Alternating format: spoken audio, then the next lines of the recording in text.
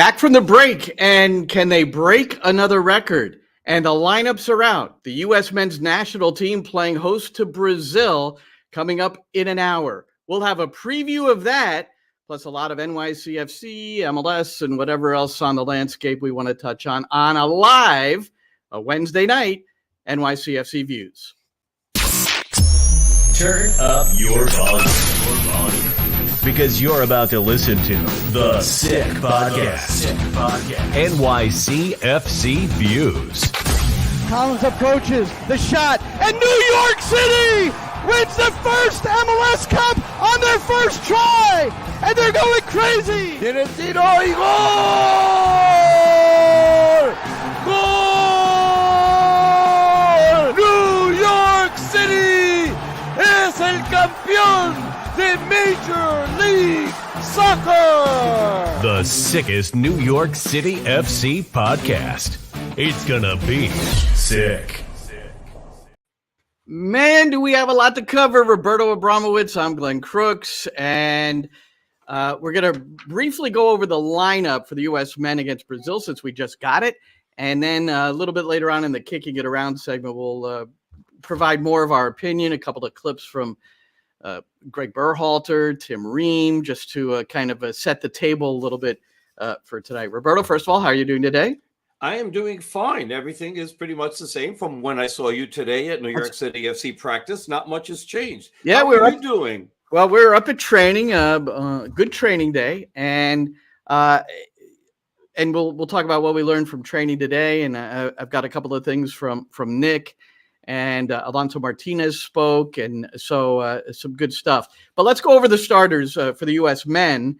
Matt Turner in goal, no surprise there. That's one area I'm going to really want to cover, goalkeeper, when we get into our discussion. Yes. Then Chris Richards, Anthony Robinson, Yunus Musa, Gio Reyna, Weston McKennie, Ricardo Pepi.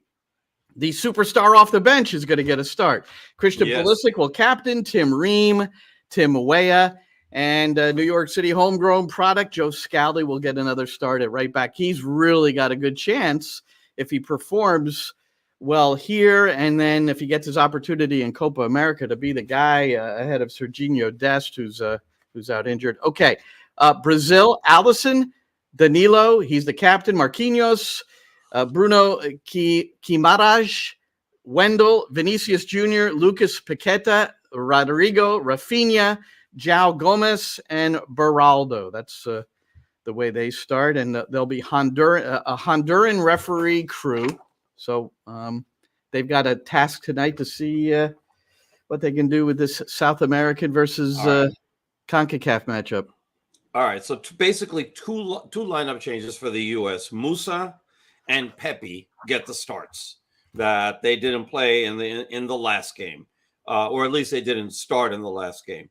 So we're going to see how that works out. So it's the same defense, and what you're expecting from the United States is just basically a better effort than they displayed against Colombia, because that was not good. I mean, I know they got it down to 2-1, and things were looking up, and they were playing well, and then they made some lineup changes, and then everything just went backwards, but they got to play better. Yeah, well, there's been so much, not just social media, but in the media in general, and so we're going to review all that. So if you're watching us live, the Kicking Around segment after we get through some of the New York City FC stuff and MLS stuff, we're going to spend a lot of time on the U.S. men, but the lineups are out, and as Roberto said, 2 changes, and certainly nothing dramatic there, but we'll see what happens. All right. So what did we learn at training today? We learned that Tavon Gray is back, and then he'll return to Jamaica. But originally, you had spoken to his father last week, Roberto, and the suggestion was that he was going to miss potentially 6 games and not return for this.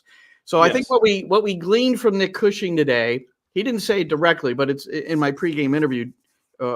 Or no, you asked it in the presser. I can't, one or the other, is that the performance staffs will always communicate between the national team and the club team. And I think a determination was made. It's okay if he comes back and plays, Yeah. there was an agreement there. So You ever have that feeling that when you get into either a conversation and somebody says something, and then like 10 minutes later, after you leave the conversation, you had the best comeback, right, for that line that somebody threw at you and you didn't know what to say and you sort of stumbled over it? I had that feeling after leaving practice, because what I should have asked during practice, and I didn't do this, and I've been thinking about it ever since, was, Nick, was there a conversation with Jamaica and you brought Tavon back because you had injuries on your back line and you needed the cover? I really should have asked, and I don't know why I didn't ask it. Nobody else asked it either, mind you. And I'm kicking myself because it's the right question to ask, and I didn't ask it at the moment, and I should have asked it. So Roberto, I don't know if he was supposed to come back or no, but I will I ask thought he wasn't going to be here. I know. And now, and he won't go on the road to LA or Nashville, but he's going to be here and play either left back or right back. That's still up for determination. Kevin O'Toole trained today, but he is not 100% fit in terms of considering that you also have LA Galaxy next Wednesday, and then on the Saturday, Nashville. In LA. Pardon? Makes a difference. I said it's in LA. It's it's Yeah. not only on Wednesday, it's there. So it's a long trip. Now what I was going to say is I've been looking at the archives of all the interviews I've done over the years because I'm preparing some things for SiriusXM. So Roberto, I've discovered that I've done over 1,200 interviews since 2015. Now that includes NYCFC coach, player, SiriusXM. But my point is that probably when I look back at every interview, I regret not asking something during that interview. This is what happens. There's always it happens to us. There's always something else that you want to ask. So Tavon Gray back with the team, and this is with O'Toole down. Thiago Martins very questionable. He trained on the side, so that leaves Strahinja Tanasijevic probably starting next to Burke Reese at the back, and then Micha Ilinic is in. So. That's the way it ended against San Jose, Roberto. I remember there were some moments in there. One of my questions of Nick today, and you had answered it last week when I brought it up, was when the change was made against San Jose. And we'll get to that game too, 5-1 before the break. Just unbelievable. I know we've already talked about it. But the change when O'Toole went down and Ilinic came in, and then they had a discussion, Ilinic and Gray. You could tell they were deciding, there was a message from the bench. Ilinic went on the right, Gray on the left. Gray had been as good as he's been in a New York City uniform on the attacking side of things. The game was level at that moment. So my curiosity was, well, you got a guy who is not going to be able to provide you any attack on the left. That's not going to happen. And he's just found himself on the right. And you're also switching up the back line, which had to make a switch right before kickoff. So in essence, it was 3 different positions out of the 4 at the back. And then Nick answered it simply by saying Christian Espinoza, using that name and putting Gray on that side. So it was a 2-word answer. Yeah, he said it was very simple. There were no analytics involved. Well, there was analytics, but it wasn't the type that you needed to be plugged in someplace. No, it was an analytic of, somebody's got to put a stop to Christian Espinoza. Yeah. So we're putting Tavon Gray on that side, and that's that. Yeah, and Nick, I think Nick called he's a top 10 defender in this league, and I don't think there's any question of that. So we've mentioned the injured players, Tavon Gray. Monsef Bakar had a little bit of difficulty serving with the Algerian national team, but flights can be what they are. So I think that will limit his opportunity to start on the weekend. Well, not on the weekend, on Friday night. And so it's a weekend. I never think of Friday as the weekend, but I guess in the summer it definitely is the weekend. So. And that brings us to Alonso Martínez, which how difficult. And Nick, here's what Nick said about Alonso Martínez, who's coming off this hat trick and now has 6 goals, which is level with Santi Rodriguez for the team lead. But here was my conversation with Nick on this.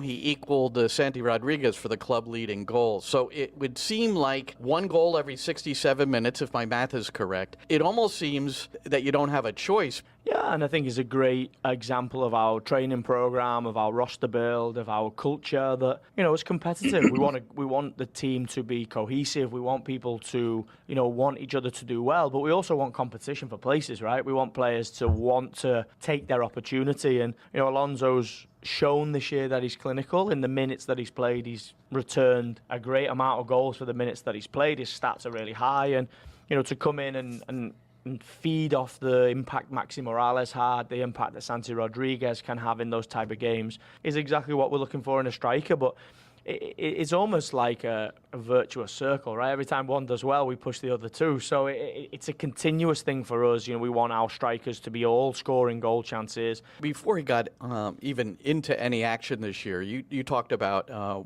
what a great finisher he was in training. Now, that's two different things. You can finish in training, but can you finish in the game? Yeah, I think his stats would show that. I think there's certain moments in the game where you see, he's had maybe 1-2 chances and he scores a goal. I think there are chances. He got the breakaway against New England. He was disappointed with. He got a breakaway in Miami that he thinks he should score. I think it's just a great example of his character, right? He doesn't get too low when he misses chances, and he doesn't get too high when he scores goals. And that's where I think you got to live as a striker. Can we just tell his story a little bit more? Because coming into preseason, and when you acquired him, he was listed more as a winger, or however you shaped the team, but he was more of a wide player, and you really moved him into a striker role, maybe to give him a little bit more of a chance, but also because you didn't have depth there. Do I have that right? Yes and no, really. I think ultimately, when we looked at Alonso and the way that we were using him, I don't think it really suited his profile. I think if you look at the likes of Malachi and Hanez and Julian and Agustin, they've shown that they have, real impact in those moments, and I just didn't think Alonso was getting any real momentum off the side. And also,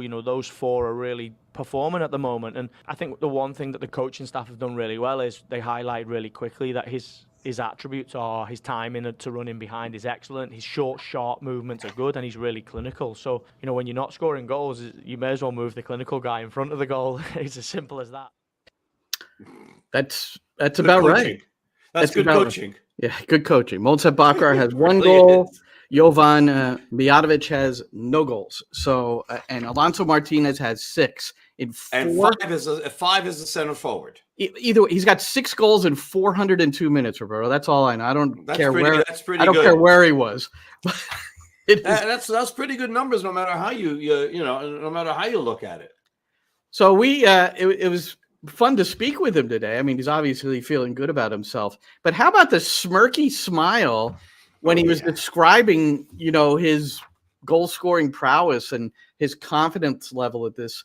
He's just looking at us with that smile, and I thought, so when somebody's smiling like that at you after you ask them about, how do you see yourself in this place currently? It was pretty interesting. It was funny. It was very good, because what came across very, very clearly is I really like scoring goals. I enjoy that part. I really like that more so than any player that, that it seemed. It was like very, very obvious. It wasn't like I want to score goals. It was like, I really enjoy this. And he had this smirk when he said it, and his whole face lit up. It was very, very amusing. Yeah. And now we know, with a plethora of wings, even with the departure of Andres Jason, he got a chance to get moved into the center, and that's pretty much, now they're looking at him primarily as a striker. And look, if he continues to score goals, and one of the questions that I asked Nick was about the fact that, a lot of the goals that he scored has been coming off the bench. Do you start him, and do you expect him to continue, or what changes? And so, it's going to be an interesting dynamic to see if he keeps him in that role or puts him on the starting lineup, depending on everything else that goes on. So it's going to be an interesting thing to see, how the team comes out on Friday. But, I don't think scoring goals. I don't think that it's sort of hard, to say, well, I want to keep you on the bench. There's not much when you're not getting goals from anybody else there. There's not much intrigue as far as I can see, with Bakar maybe not that's a long flight. He's played a couple of games. He came in just as a reserve in the 2 games on June 6th and June the 10th and did not score. So it's not like he put a lot of minutes in, but that travel's also bearing down on him. Here's what I want to see. I want to see Alonso Martínez and Malachi Jones start. And the reason I want to see them start together is because they've come off the bench together and provided they've terrorized the back group. Now, and you said sub, start, what do you prefer? A lot of times that's when a back line is knackered, and then you bring in 2 guys like that, and now they can take advantage of it. So can they do that at the start together? And I just think that would be my intriguing 11, would include Malachi Jones and Alonso Martínez, to see what they can do against Columbus. And Columbus plays differently. They play it with a back 3, Roberto, and that's different. They're more solid in the area on service.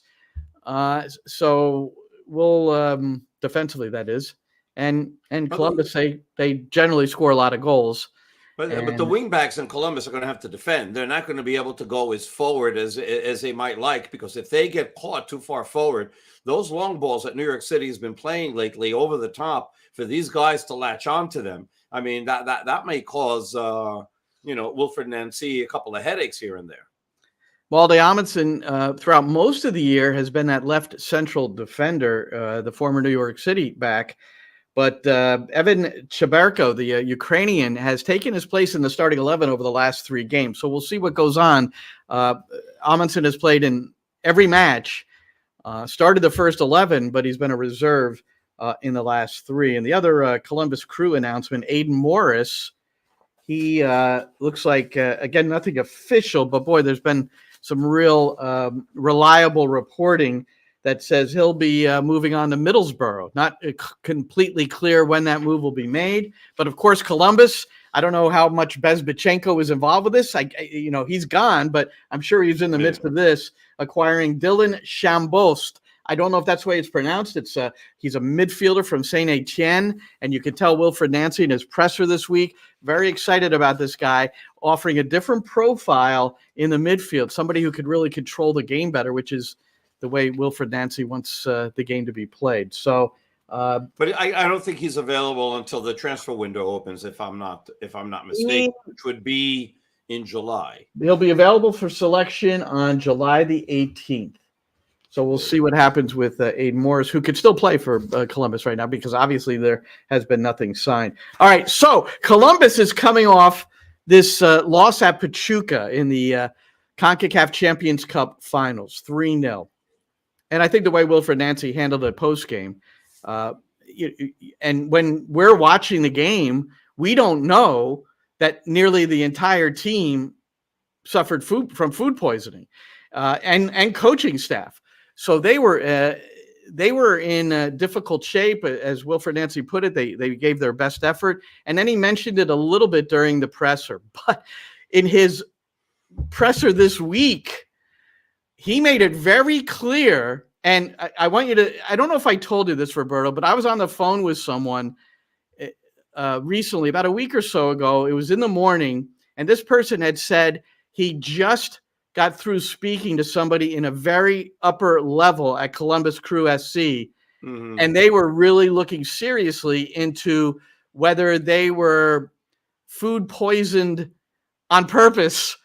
And Wilfred Nancy, in this comment, this is a pretty long clip. Listen through it, but he pretty much intimates that he feels that some nefarious activity took place in the meal room or somewhere for Columbus. Here's Wilfred Nancy. This was yesterday.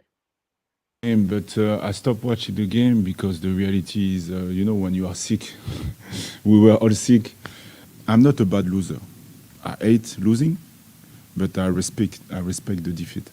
I could have said before the game, we are all sick, because this is exactly what happened. But I didn't do it. At the end of the game also, I could have put more time, I would say, to talk about this, because it's true that something happened over there. We were all good, and suddenly, when we woke up, we were all sick. And don't get me wrong, Pachuca won 3-0. Like I told you, the way I've been educated is when you lose 3-0, you shut your mouth. That's it. You go home, that's it. So to do it, I think that it could be fair for the future. If we decide to play one game, but to play one game in neutral zone, neutral side. And that's why for me, yes, this is not an excuse, but it's a fact. So I have to be coherent with my player. I have to be also fair with my players, knowing that I don't like the way we conceded goals. We could have scored more goals, but at the same time, I gave everything.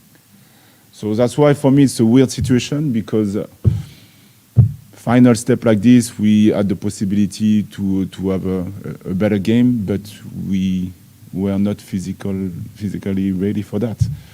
So that's why for me, I hope that they're going to take this in consideration for the future. Not for me, for my team, for all the team. Because in all the countries, a final like this is neutral side. Can the guy who grew up in Mexico talk for a second? Sure, but you should, know better than anybody about. And I remember whenever I was in South America, and I was told do not drink the water. So I think it was the same sort of thing. But so let me just say this, okay? Now we don't know if this was done intentionally or it just happened. It could have been something as simple that they wound up taking ice from an ice machine that wasn't like purified water. And you can get sick that easily with just ice. Yeah. If the water didn't come from bottles, you can get sick that easily. And I mean, it can be really, really bad. Or, it could have been an overzealous Pachuca fan that might have been in the kitchen that, I don't know what they could have added or what they could have done. Or maybe they switched the water or they put ice or they did something, but it's sort of hard, to make something bad that way. I mean, because you would have tasted it, but most likely it had to do, with water, and how that happened, who knows? But everybody wound up getting sick, and it's a damn shame. I'm hoping that there wasn't any gamemanship in all of that, and it just happened. Well, but now he wants a neutral site, I guess, so you can control the kitchen better. I'm not sure. I would think the opponent could still sneak into your kitchen, whether the game is at Wembley or in Pachuca. I mean. It's like, I don't know. But anyway, so that's over with. Everybody's healthy. So even Cucho Hernandez, because he started that match, he had been nursing a bad back and hadn't played much recently. But I would expect to see him in the 11 on Friday night at Yankee Stadium. And Yankee Stadium, believe it or not, Roberto, another opposing coach spoke about Yankee Stadium. Would you like to hear Wilfred Nancy's account? Yes, please. Okay, here it is. Here we go again. Yeah, I'm going to be straightforward, because now I can be like this. In 2 years or 3 years, I think, they're going to have a new stadium. I'm so happy, because this is not good for the league. Now there is more TVs, I would say, with Apple TV and so on. There is more people who can watch all our games all over the world. When they see that we play in the baseball field, this is not good at all for the league.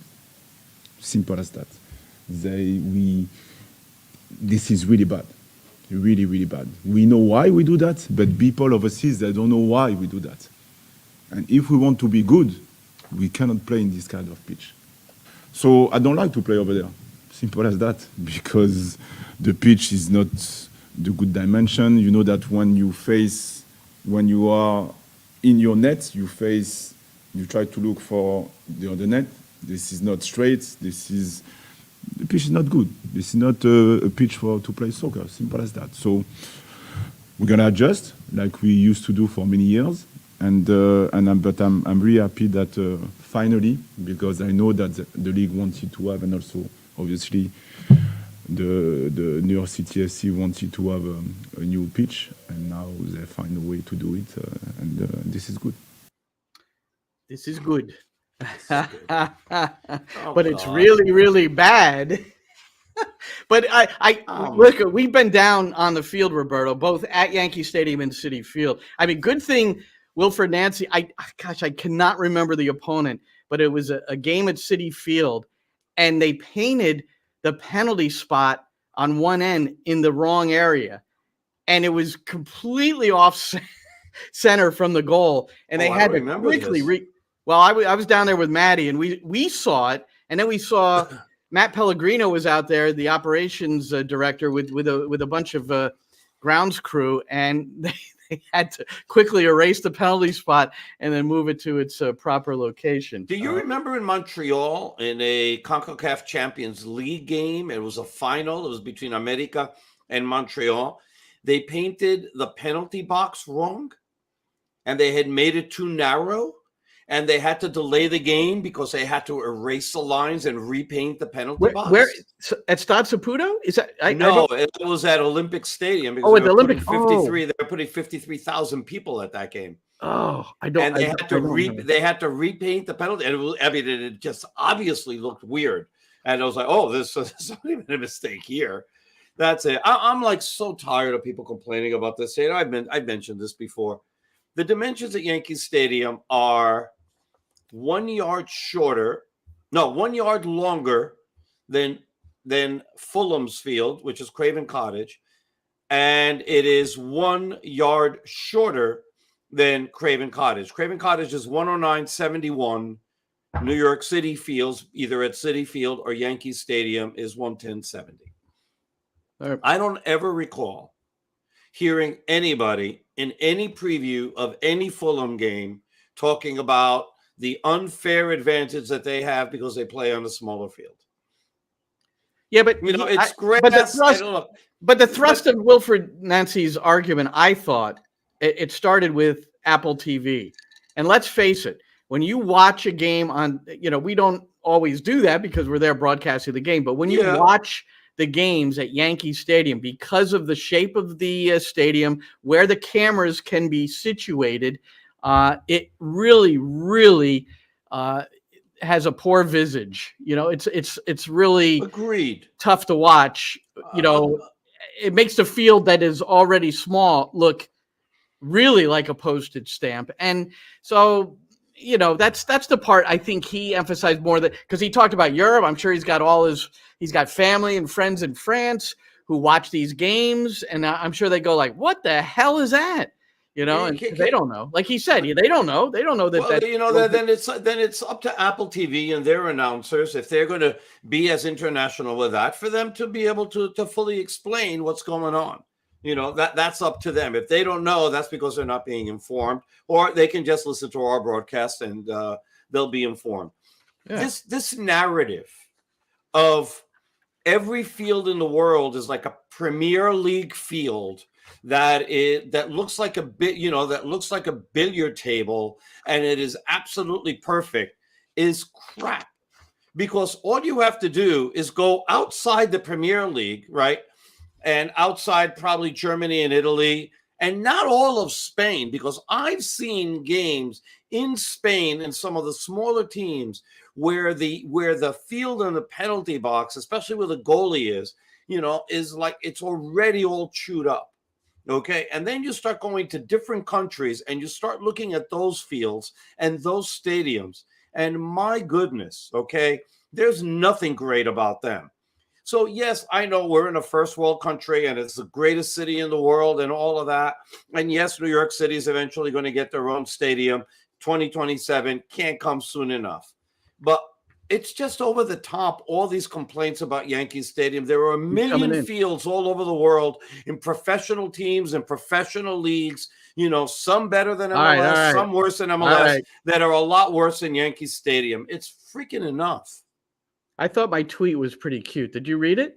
I said, I think it went something, I can't, but I said volume 10, number 160. That is under the complaint department. Everybody's just enough already. We know about it. You know what? And this is a good thing. This part is a good thing. It's in every coach's head, and they make it, they put it in every one of their players' heads. Good. And this way it becomes even a bigger home field advantage. Yankee Stadium Confessions from the Opposing Coach, Volume 10, number 160. This is really, really bad. Wilfred Nancy, Crew 96. All right. I'm sorry. I'll end it there. Since we're on, how about the reverse? How about London Stadium, where West Ham plays their home matches, was turned into a baseball stadium. How about that for the Phillies? Well, that's Mets not the series? first time. They've done it before. They did it. I'm as a matter just of fact, saying. I'm just saying. I'm not saying it's the Yes. first time. I'm just saying. But I don't know if we've seen a Major League Baseball player playing in London do a soccer celebration after a home run like Bryce Harper did. Did you see that? He went I both did not. knees. He went both knees down and slid into the dugout. It was That classic. was very nice. He kind of got stuck in the fake dirt. So it wasn't. I was just happy that the Mets actually won a game. Well, they didn't win that one, I don't think. No, they didn't. They lost one and they won one. But I mean, I think that they had. I remember last year they were talking about that there was some issues with the stadium, the configuration, that it was just like too easy to hit a home run.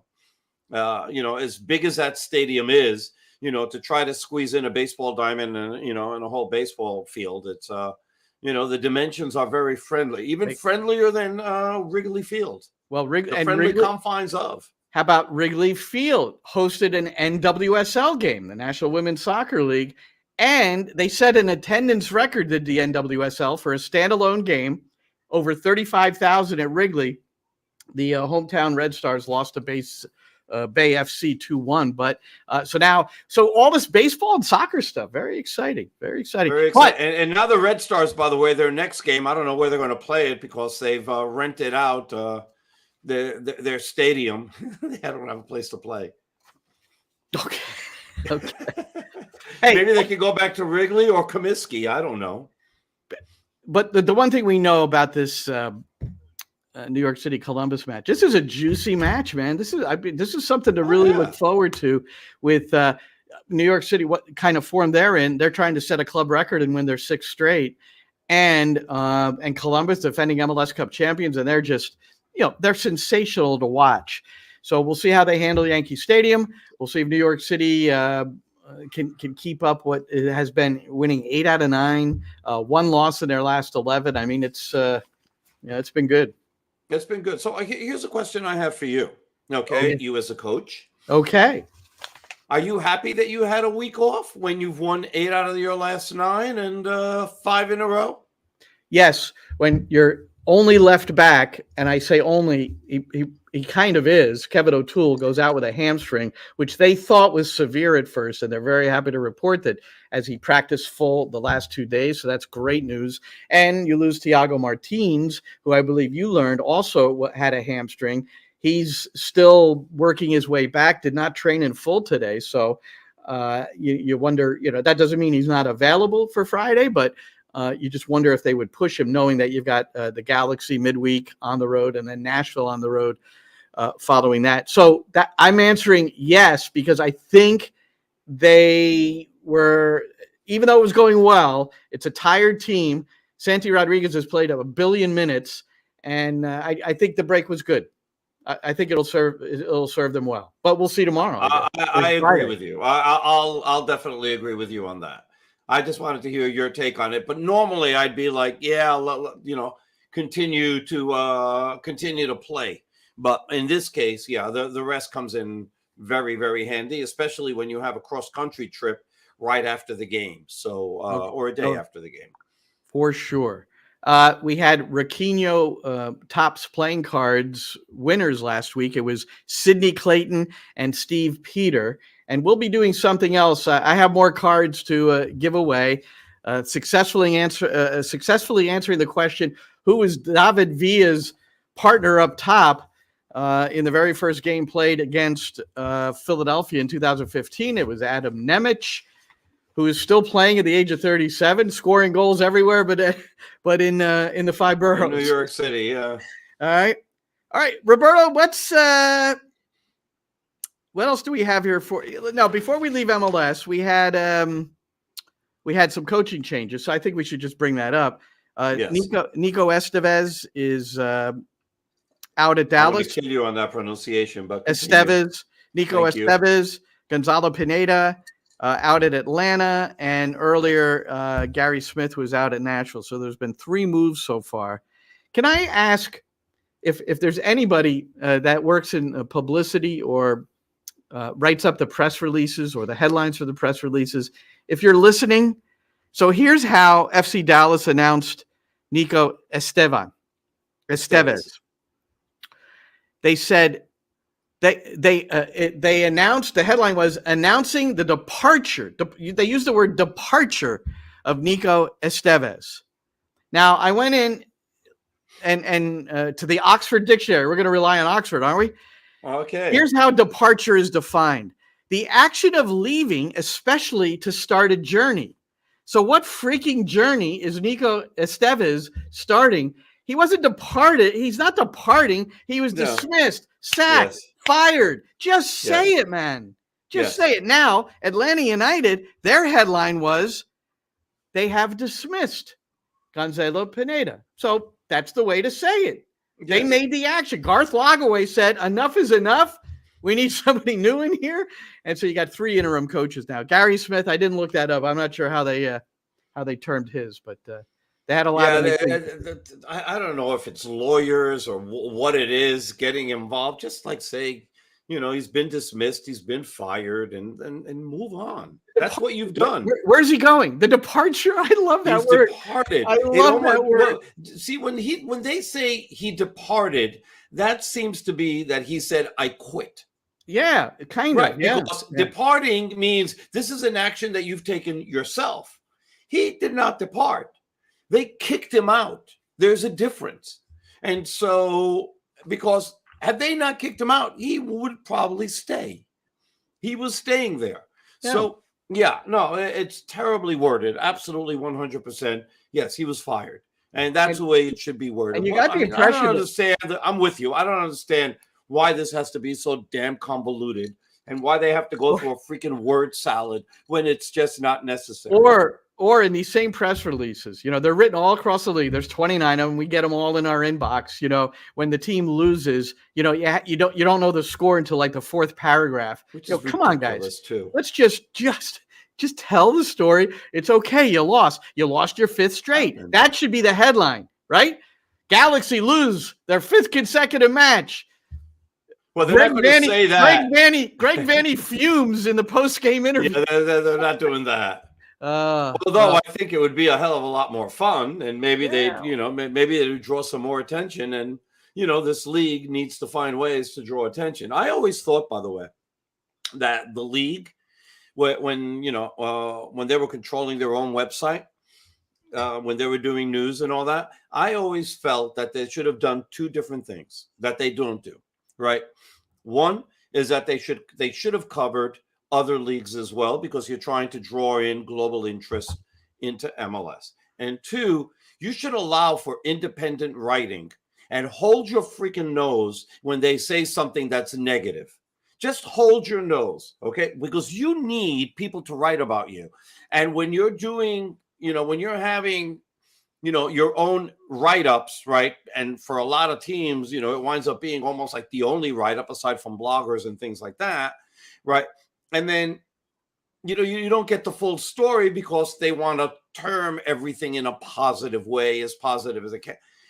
And I really wondered, it's like, be grown-ups, understand that teams lose, that teams play poorly, that teams say stupid things, or, coaches and players, and just write it as it is and let the chips fall. And if you don't like, what they wrote, just turn your back and just don't worry about it, because more people are going to wind up reading it. And I think that they'll actually have more respect for you.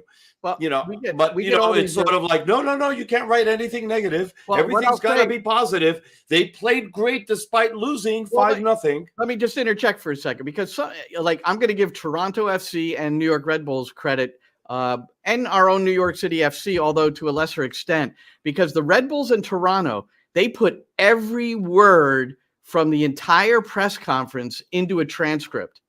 Yes. And so, I mean, every word, even if the non-fluencies or whatever it is. And so you're at least getting the clear, you're really able to read, exactly what the player and the manager in particular said post game. The other thing that irks me about this, and we should move on here, is that at the end of press releases, because to me, it's a professional article, right? It's an article. But I know it's a release. It comes from the club. But at the end, they'll go, and we wish them the very best in their next. Oh, please, man, don't add that. I don't like that. I just don't like. We don't. I mean, we don't like homers, right? I mean, we don't Yeah, do homer on the. We don't do any homerism on the radio. Hey, we didn't do anything on We Max. don't say we and us, and it's always they. Third When person. you tune into Friday's broadcast at 7:15, Nick Cushing also talks about Maxi Morales in my pregame show on the English side of the New York City FC network. And there was a question in the comments, will Maxi start? Nick Cushing basically said he's not ready yet for that. Yeah. I mean, he's just coming back. So, I think he'll eventually start and give Santi Rodriguez a bit of a blow. That'll happen eventually. I don't know if it's going to happen within these next 3 games, though. So that's and I have, my pregame starts at 7:15, and I have an exclusive interview with Santi Rodriguez. Good job. And he talks about the rest, and he talks about, how the team is performing. I asked him about what the differences are between how the team started the season and how they're playing now. Obviously, what it means to have Maxi back, and of course, to preview a little bit of what he's thinking about in the game against the Columbus Crew. So we're going to have all of that at 7:15 on the Spanish version of all of this. So, all right, man. All right, it's time to preview the big game tonight. It's just a friendly, but boy, it seems to be much more than that. The U.S. men against Brazil. Let's kick it around.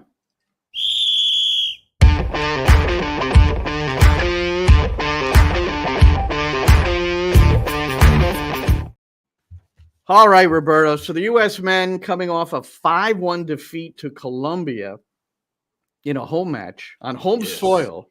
Yes. With a lot of yellow shirts in the spectator section. There were.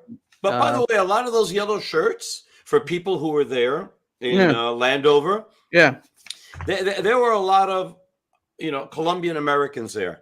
And they might have had yellow shirts, but a lot of them also applauded a lot of what the U.S. did when the U.S. did good things. So they were divided. There were a lot that were divided. Then there were a lot that weren't divided, and they were singing basically, "Who's your daddy?" Yeah, well, that it was a bit. Yeah, it's exactly what they were singing. But that's they're allowed to have fun. I personally, I don't get caught up in.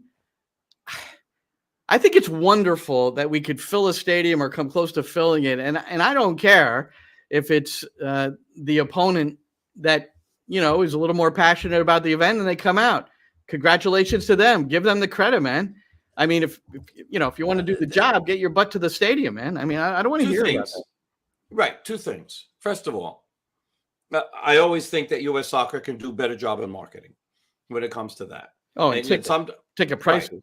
And ticket prices as well, although I didn't see what the ticket prices were for that game. So I'm not going to comment on ticket prices. Okay. They're always too high. Where they've really overpriced exhibition games. But I don't know what it was for that game, so I'm not going to say. Okay. And 2, it's an event, a rare event for the Colombians in this case, to come see their national team play especially in that area in DC. And so sure, they're going to go and they're going to flock and they're going to buy up tickets because it's a taste of home. It's a big event. They want to see their national team. If you were living in Japan and you've been there for 20 years and the U.S. national team comes there and plays, you're going to go. You're going to make sure. It's going to make you feel a little bit, a little bit like home. Well, you know what? So I absolutely understand that. No, but you saying that is going to get a lot of people for the other team. No, but you're saying that reminded me of the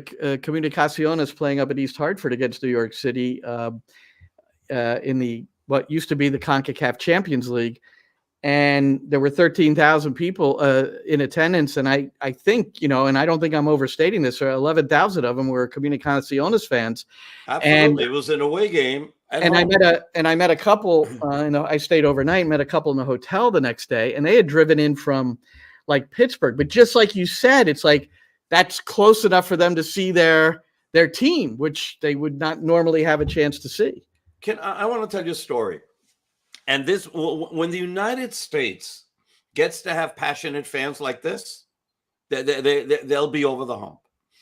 I remember going and covering the second 2-0 in Columbus between the U.S. and Mexico. The United States did everything possible to make sure that there were no Mexican fans. And yet there were 5,000 Mexican fans in a 23,000 seat stadium. Now, yes, it was overwhelmingly American, and the Americans got great support. But, the 5,000 people made a lot of noise. At the end of the game, coming down the stairs, I met, two Mexican fans. And I asked them, and I said, so how did you get tickets to get here? Because they had done everything possible to make sure that Mexican fans didn't buy tickets. And I said, where did you come from? I said, oh, we drove in from St. Louis. That's not an easy trek from St. Louis to Columbus, okay? And I said, we're driving back now. And I said, but how did you get tickets? I said, because they weren't allowing anybody but season ticket holders. He goes, oh, I bought season tickets for the Columbus Crew, threw them out, and used the tickets for this game. There you go. That's how they got it. That was a level of passion to go see El Tri, right? Yep. Which is why they are the most popular soccer team in the United States, because their fans will do that. Now their fans are really pissed off at them, and they're not going to do that as much, mind you, that sort of thing. But I mean, that's amazing. I mean, and that's a level of passion. I mean, and these weren't guys. I mean, this wasn't some guy who owned a Fortune 500, company. It was a regular working guy. Who, it's a point. Yeah. It's a massive point. It's just, to me, it's like the World Cup every 4 years. And in 2018, when I was doing things for that podcast, Soccer City, very similar. I went into Queens, and this nephew of the guy who ran the restaurant, was from Colombia, and he said, I saved for 4 years so that I could attend this. I mean, I saved every dime of everything I could. I didn't do anything. I didn't go out.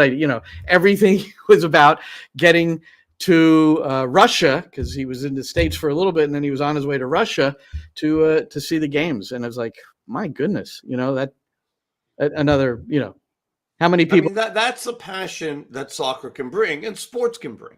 Yeah. But, I mean, to do it to that level is just, it's formidable. It just is absolutely formidable. And I remember that couple, the Comunicaciones couple, they both worked in a hospital, and they worked the overnight shift and got in a car like at, 5 or 6 in the morning together, and drove, however long that took, I think they got there just before kickoff, and then they slept and then drove back the next day. Anyway, let's get to some of this. Now, Greg Berhalter in a press conference yesterday leading into this game tonight, which kicks off, well, it doesn't kick off at 7. About 13 minutes or so is airtime. So we'll get off by then. He pretty much said it's a friendly. He's not concerned about the score. He's concerned about the performance. And I questioned Nick Cushing about that today, and that'll air after the game's over, but it's going to air during my pregame. But I want to get to the clips right after the game, Roberto, because I know you were pretty astonished by these too. And this is Greg Berhalter after losing to Colombia 5-1. And what he said, one of the issues was from that in that last quarter of an hour when things just collapsed. 75th minute on, it was I think a lack of respect for our opponent, the game of soccer, what we were doing. I think the sad thing is it overshadows how we got back into the game, how we were aggressive, how we had them on their heels, and they were struggling for a moment when it was 2-1. And we weren't able to capitalize on it, and then the game went to pieces late in the match. So, wake up call for us. We express that to the group, and we move forward, and we play Brazil on Wednesday. Yes, they do. So, Roberto, when I heard that, I think one of the harshest things a coach can say about their team in any sport is that you disrespected the sport. That's harsh. Yeah. And for him to put it in those terms.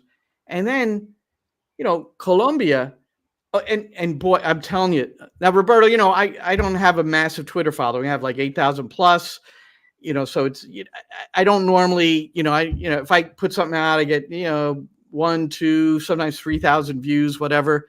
That clip, I put it out in a tweet, got 147,000 views. Wow. Because people were just so pissed off about that. And of course, most of them on social media are blaming Berhalter. How could you not have your team ready and respecting the opponent, Colombia, who now have not lost a match in 22? So look, I mean, obviously, Greg bears some responsibility for what winds up happening there, and we'll see the result tonight on how that works. But I was shocked. I mean, I was just the defense, the lack of intensity defending by the U.S. And I'm not talking about the defense. I'm just talking about the U.S. as a team defending, the lack of intensity after all those lineup changes, especially. So it's not like, oh my God, everybody's exhausted, right? It was just, I don't remember a U.S. team ever playing like that.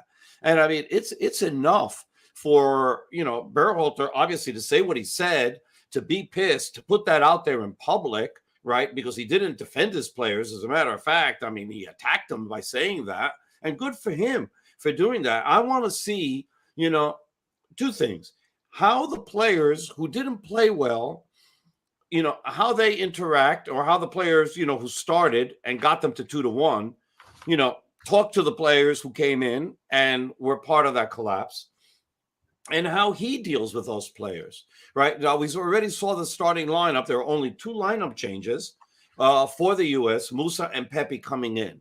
But it's the same defense. It's the same defense. Now, the first 2 goals that were allowed, that wasn't a lack of discipline or disrespecting the opponent. That was just terrible defense, okay? And the U.S. has to figure this out, because it used to be that was a reliable part. When you look at the United States national team from 1990 and forward, right?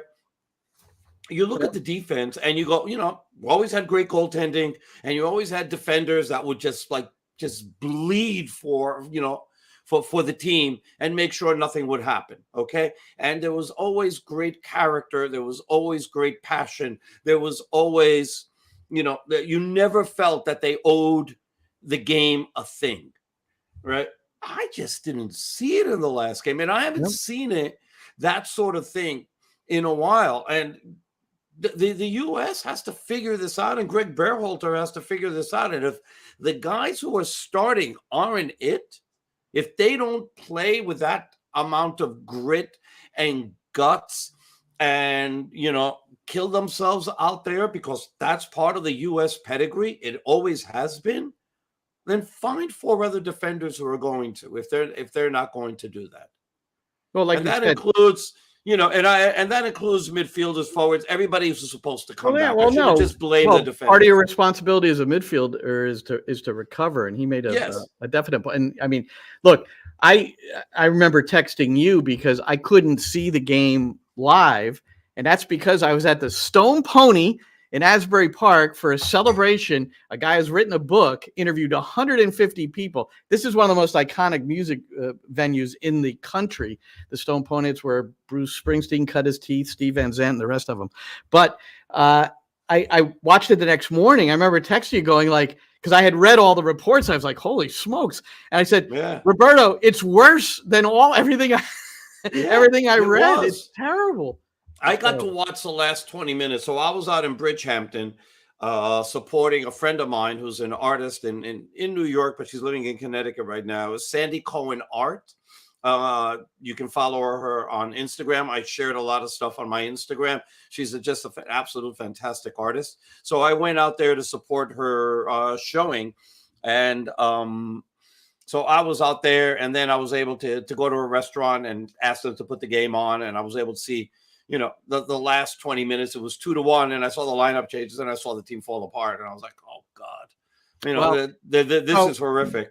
The one thing I said I wanted to talk about the goalkeeper, and I'm just gonna say this: I think the U.S. I'm highly, highly, highly concerned about that position, because you're number 1, and he's your clear number 1, and it doesn't seem like anybody's poised to be the number 2. Your number 1 doesn't play. And when you don't play, especially in goal, just talk to anybody. Listen to Tony Meola. Who would know better than Tony Meola? Although he never sat, he always played. But the thing is that you cannot that you can't be. And he wasn't sharp. I mean, he could have done better maybe on a couple of those goals. You know, he could have done better. I agree. I mean, he got beat on his near post on the first goal. Yeah. So I think that's a problem. And if Matt Turner does not leave for a team where he will be the clear number one and get a lot of games, I'm frightened for the U.S.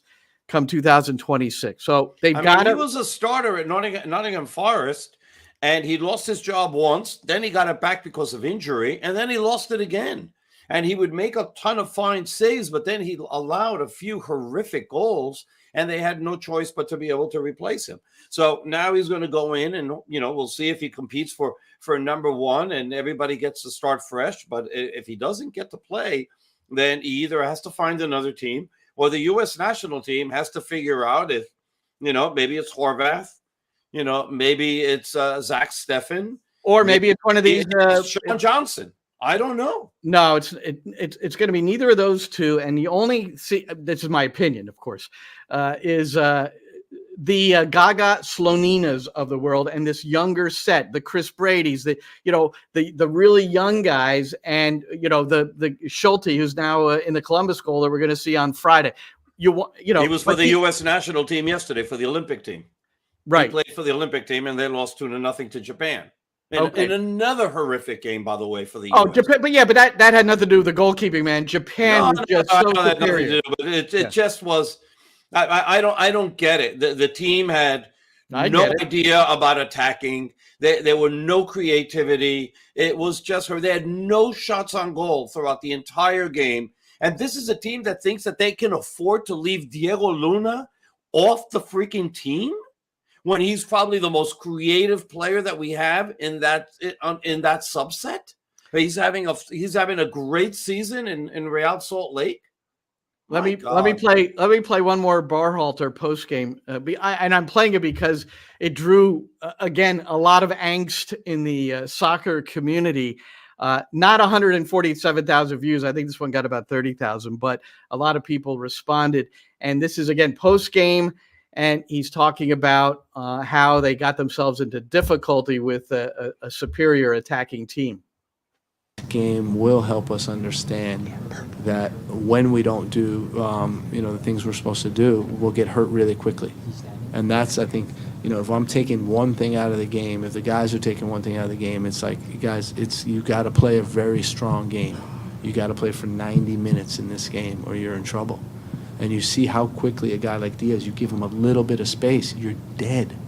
And you saw that. I mean, it's impressive. It was nice. I hope it was nice for you guys to see.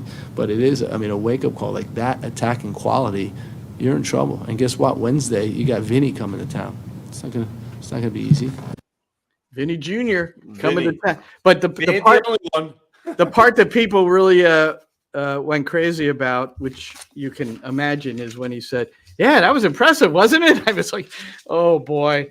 I'm okay with that. I'm fine with that. I'm saying what the reaction was, what people. Yeah, no, I get it, but I'm reacting to it as well, and I'm just saying I'm fine with it. Vinny Jr. I love this guy. I don't know if you saw this, Roberto. I think you probably saw that 3 fans were given 8-month jail terms for racist behavior against Vinny Jr. And he posted a response. I don't know if it was Instagram or what. I saw it on Twitter. And the quote that I want to delineate and really make something of is his quote is, "I am a tormentor of racists." What a great attitude and the way to attack this adversity, which neither you nor I can fathom what a guy like that has gone through. And I am a tormentor of racists as 3 guys go to jail for 8 months. And so wonderful stuff from him. We'll get a chance to see him play tonight. And he's to me, he's the most exciting player in the world right now. I can't hear you. Roberto, you just muted yourself.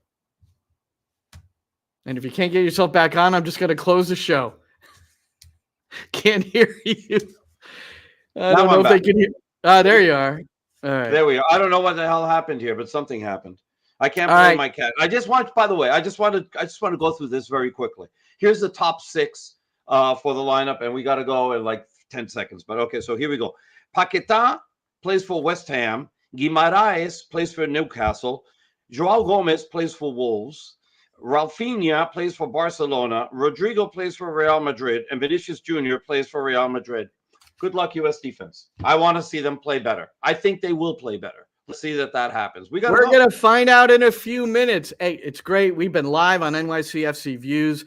If you're watching this on Thursday or Friday, which you might, the U.S. men's national team Brazil match will have been completed, but you'll still get a chance to hear what we had to say and what Greg Berhalter had to say after the Colombia match.